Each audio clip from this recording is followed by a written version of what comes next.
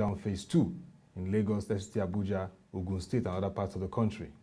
First, let's begin with the updates we have on COVID-19 in Nigeria. At the moment, the confirmed cases with 12 deaths and 128 recoveries. We move on to the conversation today as we continue looking at the management of the lockdown across Africa and even in Nigeria. Looking at this with us is a regular guest in this segment, Mr. John Wese, a strategic management consultant. Great to have you, sir, once again. Thank you, Otto. Good it's afternoon. A privilege. We're excited to be here. And how's the experience been so far? This is day 3. Day 3, like you said, phase 2. It's been okay. I think the mind is getting to understand what is at stake and what we need to do. Yes, it's been okay. But one would like to see people to be less restless, okay? We'd like to see our people to be less restless, for them to begin to adapt to the uniqueness of what is happening to all of us. So this is not a case of the rich versus the poor. This is the case of humanity's survival. Humanity survival. And talk about humanity survival, one issue that could fuel that tension like you're talking about that we should avoid is the issue of hunger in a period where we're seeing lockdowns. You know, Africa is having lockdowns, and international reports show that absence of effective resource management could lead to hunger pandemic, even beyond COVID-19 pandemic. We don't want to avoid that situation. But what would you be saying to African governments? This period we're seeing interventions. G20 has for now suspended debt repayment till next year. So low-income or categorized low-income countries in Africa like Chad, like Benin, Burkina Faso for this period will be exempted. So there are some other interventions in that way and donations. What do you expect to see more from African governments in terms of resource management and ensuring that citizens during this period of lockdown do not experience a terrible hunger pandemic? I think with the palliative that has been given to our brothers in Africa, or even if you look at Africa as a whole, it's a good opportunity for them to look at the way they currently manage resources. Like we all have said far and wide, like everybody have said, this is an opportunity for them to put their best brains together to avoid hunger pandemic. Yeah. You know, like you said, how many African countries understand the true state of their vulnerable? So this is the opportunity for all of them, in my view, to look at the appropriate agencies that they have set all along to review what they've been doing and correct these accordingly. Like I said, pragmatism is far more important than technicalities. Pragmatism more important than technicalities. Absolutely. You've got to be pragmatic across the board. If you look at other countries, they seem to be able to, if you look at Cote d'Ivoire, Senegal, Burkina Faso, Ghana, and co. If you look at the numbers coming out from this country, it's telling you the number of tests they've been able to do. Ghana particularly. So that tells you that in these countries, something is working that is not working in our place. We've not been able to ramp up for Nigeria. So not just Nigeria, across other countries in Africa. Yeah.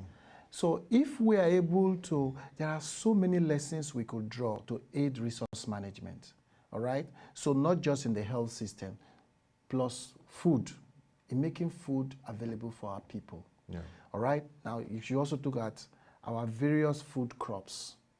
You know, how have we been managing food crops across Africa, the various governments? There is hunger across the land. Yes. You get the point.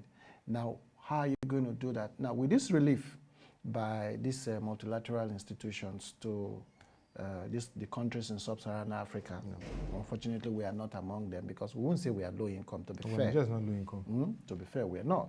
So what will they now do? So they should go back, get help wherever they can to help them ramp up what they are doing. You know, if you work with some of these other countries, like we have had the opportunity, they may not be as deep as we are technically, but they are organized. They are organized. There is something about working with some other African countries. Do you suggest a peer review mechanism on this that already point exists in NEPAD? Yes. But in this situation, this is a pandemic situation which will need leaders AU, to come together and work together. Yes, again, that's still fine, you NEPAD. can't meet together, but you can have a teleconferencing. I mean, leaders can have that conversation. They are currently having that with the Africa CDC. Is that here?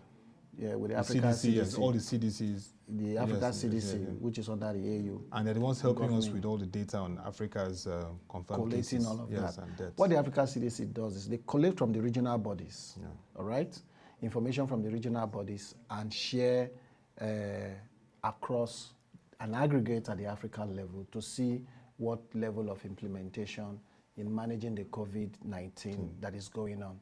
So that's exactly what you'll find out that we are doing, the Africa CDC does. Yeah. However, but if you look at the issue of avoiding hunger, how are we managing, what is it called, the issue of food, down to the hinterlands?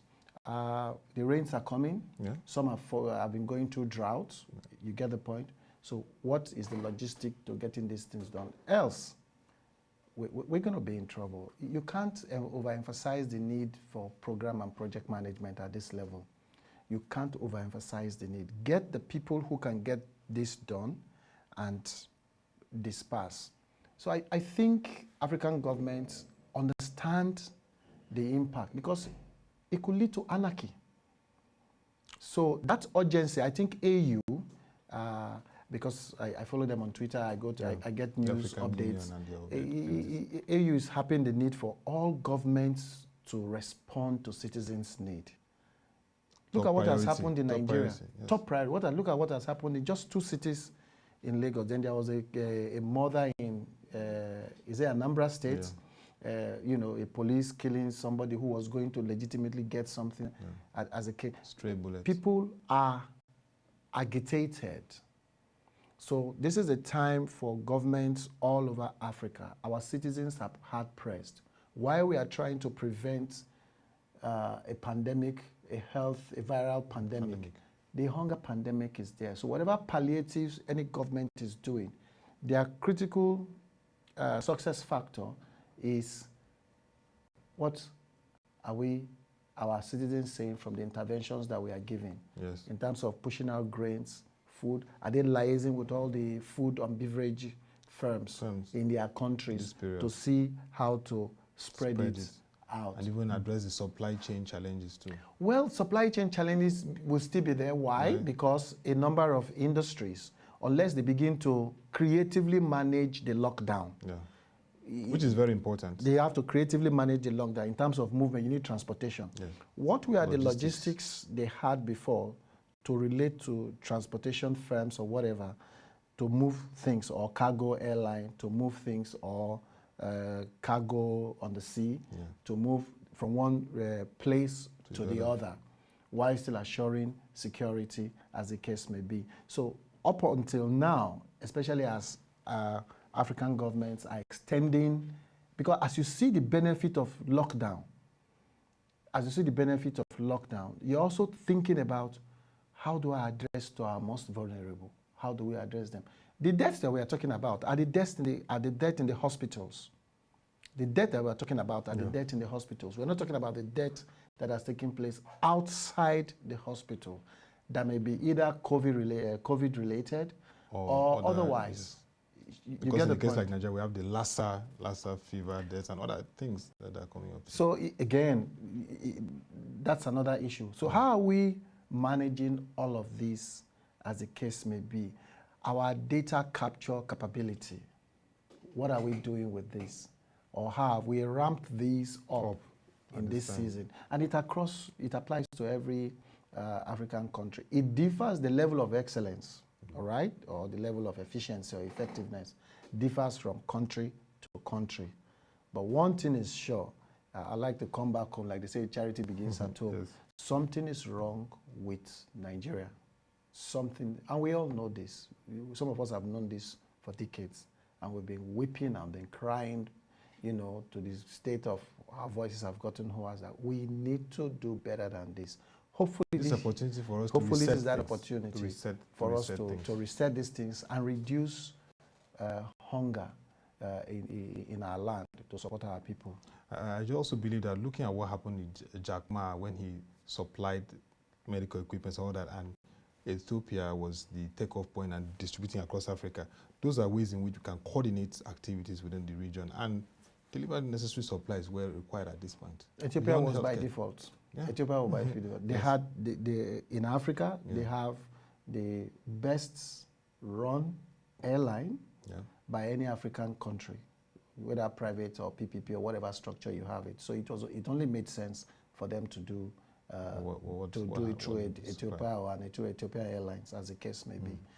So again, from there they can take off because Ethiopia Airlines goes to all other African countries. Points in Africa. Yeah? So South African Airlines will not do that. In fact, they are already in limbo. They are in trouble. South Africa is going through that challenging time. But see, through all that, resource management is very critical. Very, very important. Because when you talk about resource management, it's both human, material, and machines.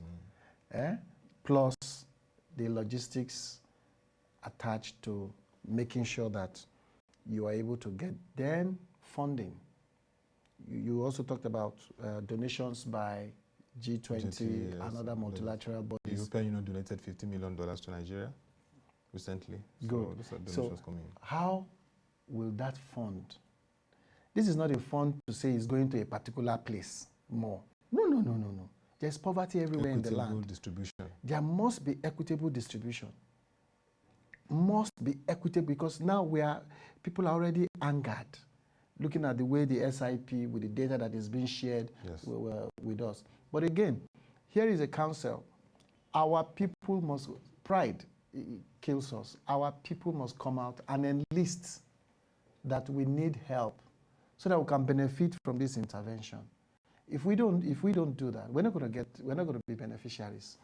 People who enlist, it doesn't mean they are poor. This is government intervention. So please go register.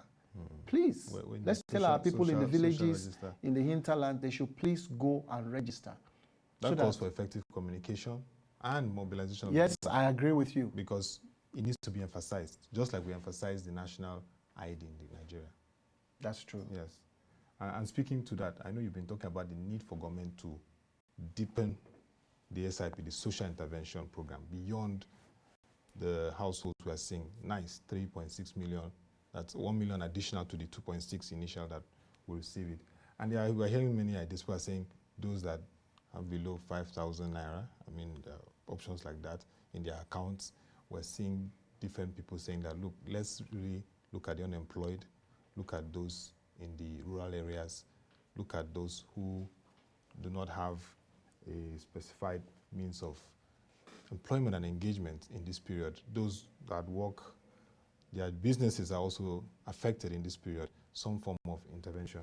I know you've talked about the need to use the BVN, but apart from that BVN, what would you be saying as a very concrete measure that can be assessed in terms of if this is done, we can assess that this has impacted and we can look at the data? Also, like I said, I am sure they are looking at the team responsible for this, okay? They are looking at every practicable ways to make sure that every vulnerable Nigerian at that cadre, they are reached.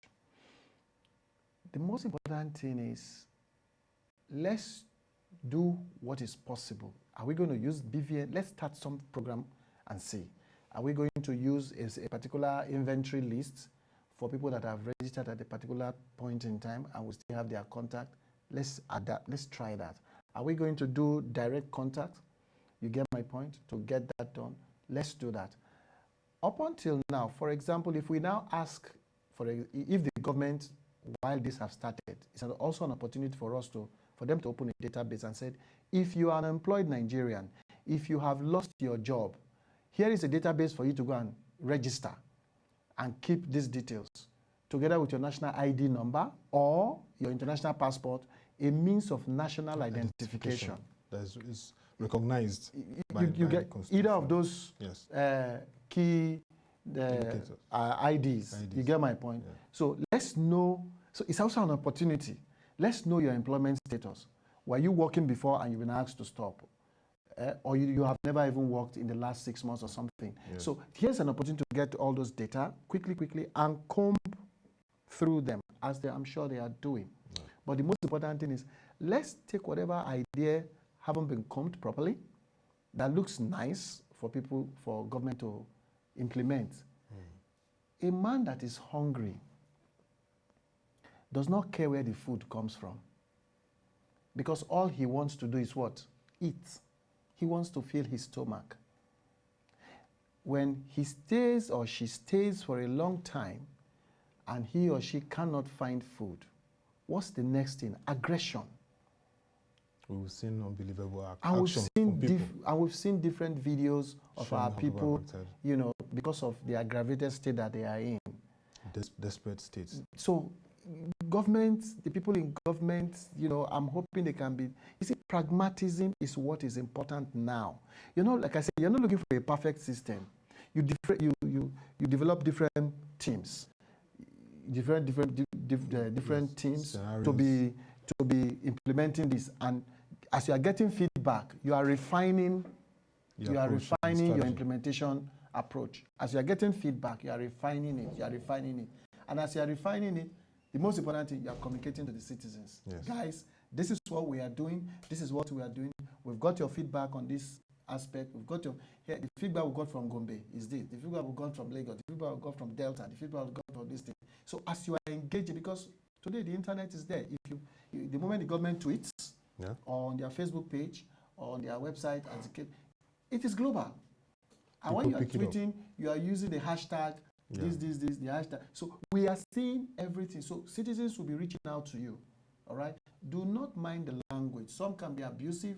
It's uncalled for, but these are things we need to. But the moment they see, in spite of the negative responses, that the main focus on delivering the most important is your focus. Yes. We want your life to be better. So please, this is what we are doing. We've been able to reach. When you say you've done 3.6 million, if I come to say you've done 1 million in Lagos, so I'll tell you, give me the trail. In Lagos, we've gone to Alimosho local government. We were in this street or in this neighborhood, We gave X in this neighborhood. We gave Y in this neighborhood. We gave J in this neighborhood, local council, local government. So we can see it. It's a tree. We can see it. So that's the information they should be sharing with us, so that the people who have got this cannot say they have not got it. Those people will tweet and say, yes, we actually got this. It may not be enough, but we saw government official come do this for us, come do that for us. It's communication. Like I told you, the communication must be what? Consistent. It must be consistent. It must be consistent. And you have evidence to share that, yes, we're in this local government, we're in this neighborhood. You know, in every neighborhood, I think, I may be wrong, there are small associations. Yeah. For example, there are lots of estates in Lagos, in every neighborhood. With organized leaderships. Yes. So when you are going there, what you will ask, how many CDAs are in that place? And these CDAs are all registered with the state governments. Very organized to providing most of their so they can give you information. Amenities. Yes. So if they are coming to this our neighborhood, for example, you get my point. Alert the neighborhood, alert the police station, the nearest DPO office. How many CDAs are here? Can you reach out to the chairman of the CDA? You know, these things are so that when you are doing these things, people see your effort. It may not be enough, but there is evidence.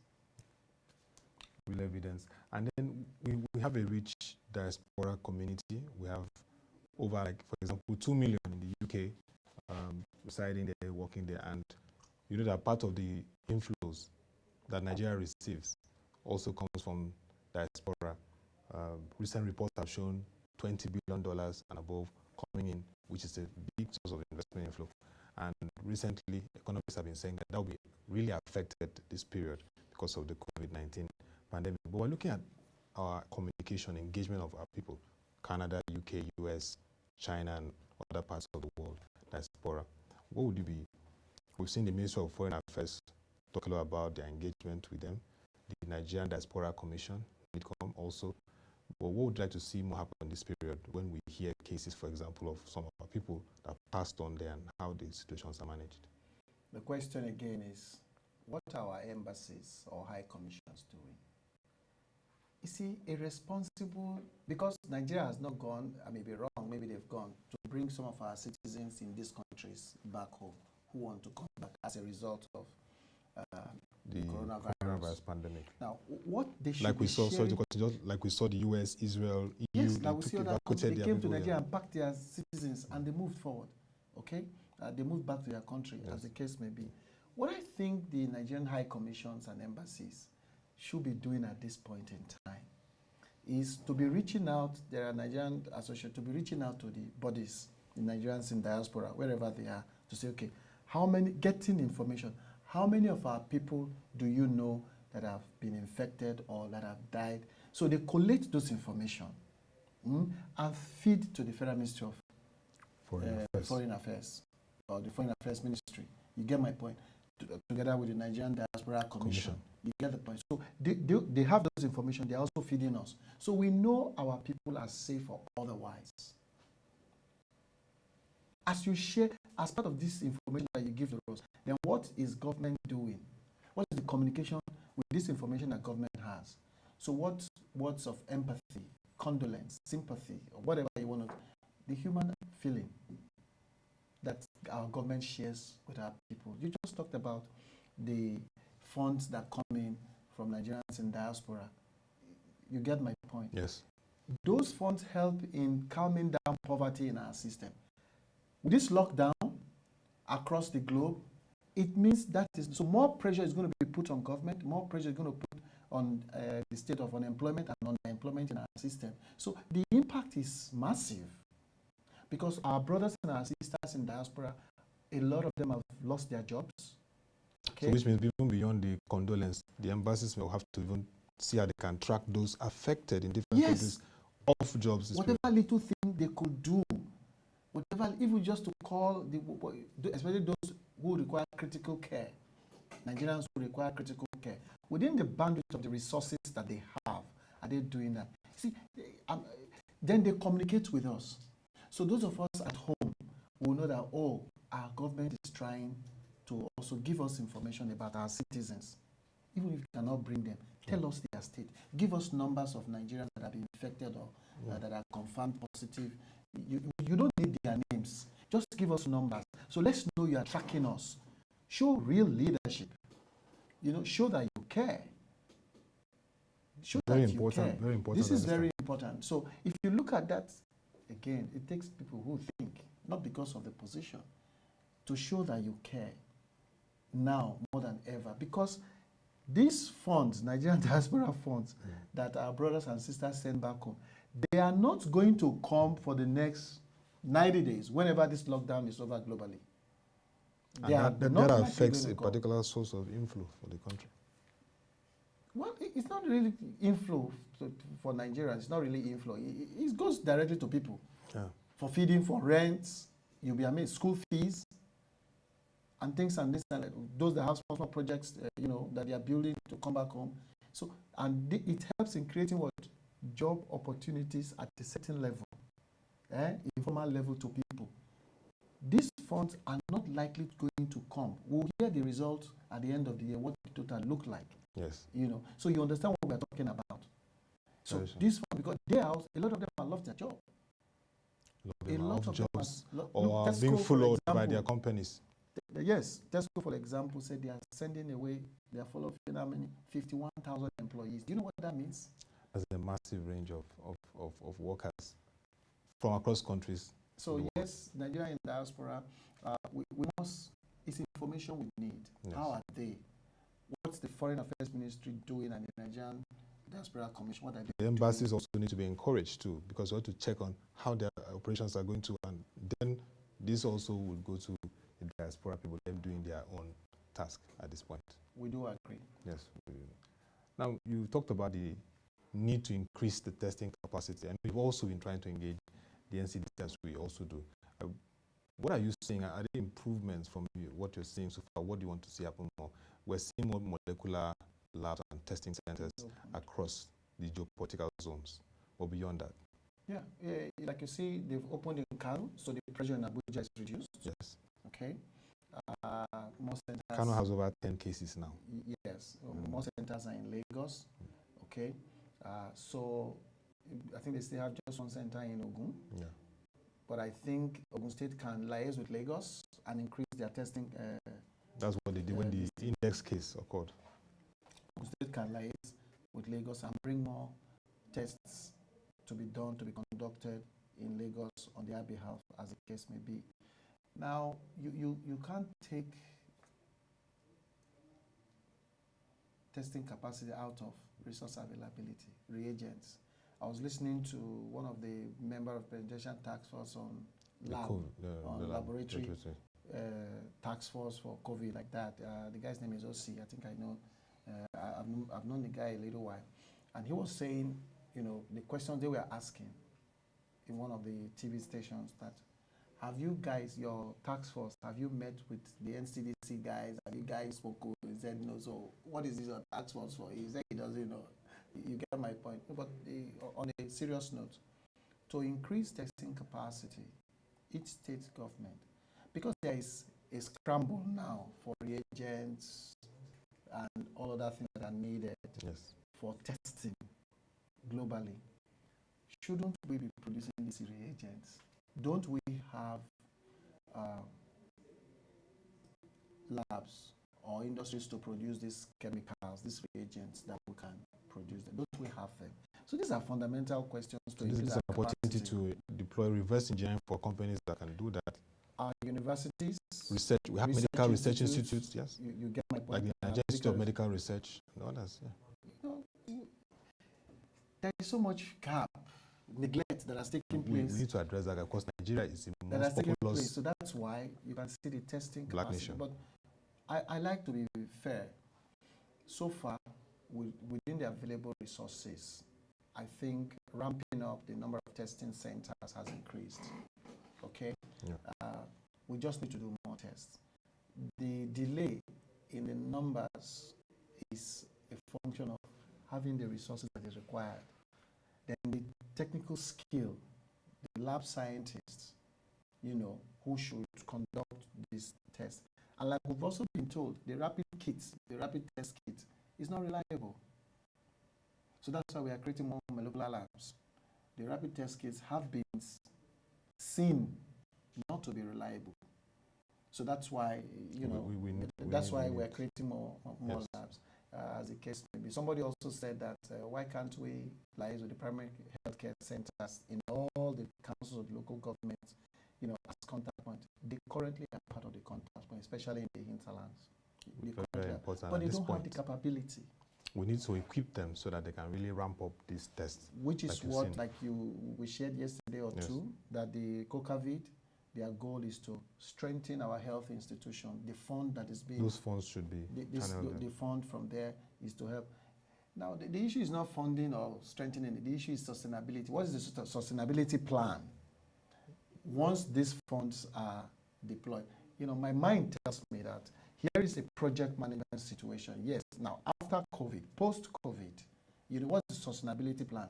So part of the plan for implementation, part of the plan for government, for states that are going to benefit from the COVID fund should be, for each state, you are going to give us a guarantee, which you put down, and we share it with the entire Nigerians, that here is a sustainability plan for this effort that we are doing to support your state in strengthening your health system to the value that we can for now. You get, because you need to think beyond that. That's very important.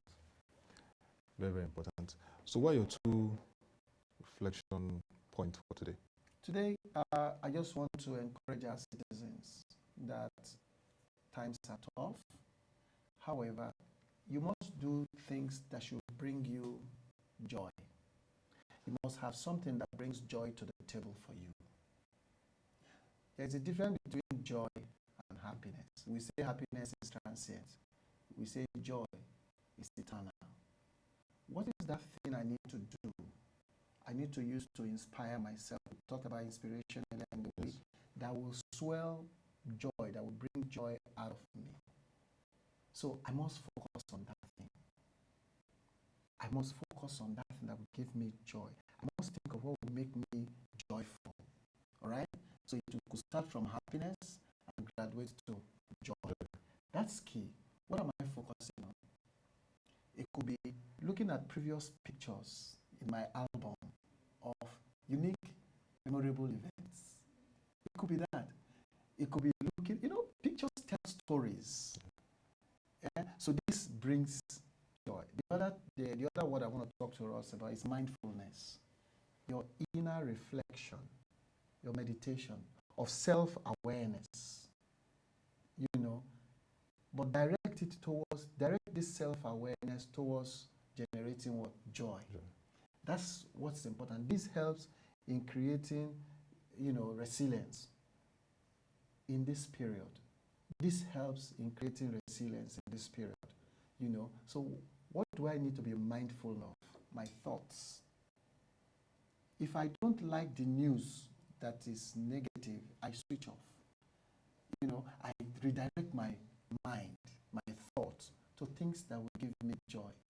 The guy, as I round up, the guy in one of the letters he wrote to his fellow brethren in the Christian Bible says, what are the things you should think about?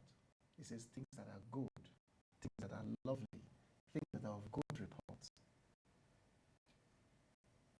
What are you thinking about?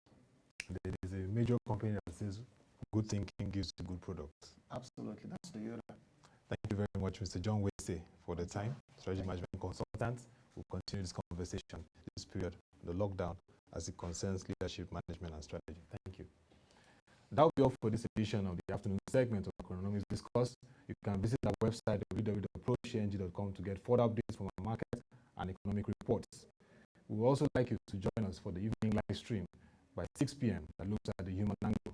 We give you the experience of Nigerians and people across the world as it affects humanity concerning COVID-19 pandemic. Also, ProShare has for you a very good package where it has compiled data and analysis on the impacts of COVID-19 on the markets and the economy. Log on to prochange.com/COVID-19 and you'll get those details. To come your way again, thank you for watching. Have a nice day and stay safe.